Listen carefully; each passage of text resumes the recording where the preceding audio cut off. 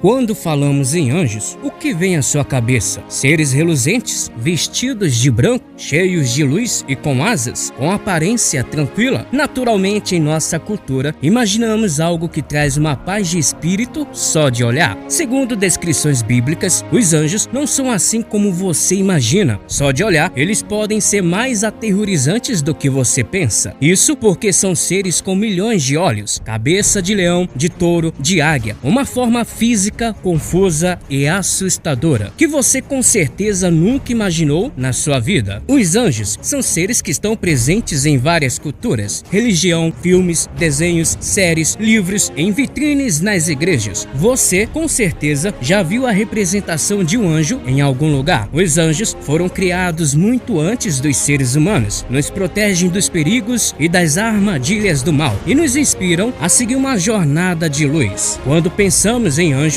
vemos aquela imagem de Hollywood, um ser totalmente iluminado, cabelo enroladinho, asinhas e uma áurea divina ao seu redor. De acordo com a própria Bíblia, esses seres podem ter uma aparência bem diferente. A palavra anjo é usada em toda a Bíblia e vem do termo grego ángelos, que significa mensageiro. Segundo a Bíblia, os anjos são seres celestiais que habitam os céus e foram criados por Deus para serem mensageiros entre ele e os seres humanos. Eles não têm uma forma física essencial, mas têm a habilidade de aparecer em forma humana. Os anjos são seres que não possuem gênero. Por exemplo, em Gênesis, Deus e dois anjos aparecem como homens e comeram uma refeição junto com Abraão. E é bem normal alguns anjos aparecerem como homens, e isso aconteceu muitas vezes ao longo da Bíblia. Nem sempre os anjos apareciam com essa forma de seres humanos. Às vezes, eles apareciam como seres de outro mundo, com aparência que assusta quem os encontrava. Aparências tão estranhas que as primeiras palavras desses anjos geralmente eram: "Não tenham medo de mim", porque esse medo extremo era uma reação bem comum de quem os via. Os anjos são divididos em hierarquias e são divididos em 3 grupos principais. Um dos grupos classifica os anjos que vivem mais perto da vida terrena. Esses são anjos que interagem diariamente com a gente. Acima desses anjos ficam os anjos do segundo grupo,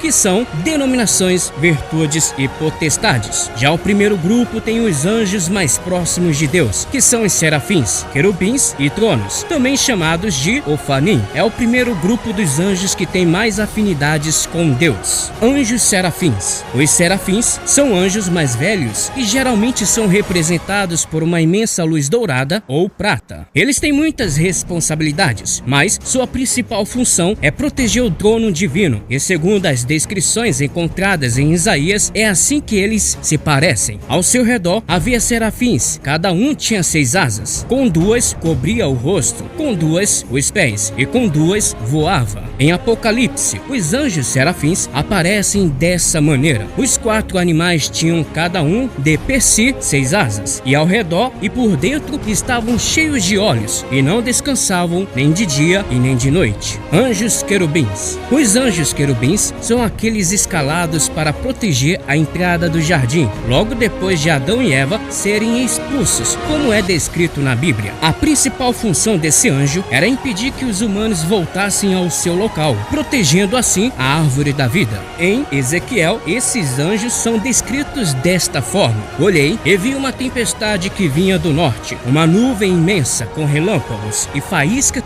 cercado por uma luz brilhante. O centro do fogo parecia metal reluzente, e no meio do fogo havia 4 vultos, que pareciam ser seres viventes. Quanto à aparência dos seus rostos, os 4 tinham rostos de homem, rosto de leão do lado direito, rosto de boi no lado esquerdo e rosto de águia. Suas asas estavam estendidas para cima. Cada um delas tinha 2 asas, que se encostavam na de outro ser vivente, de um lado e do outro, e 2 asas que cobriam seus corpos.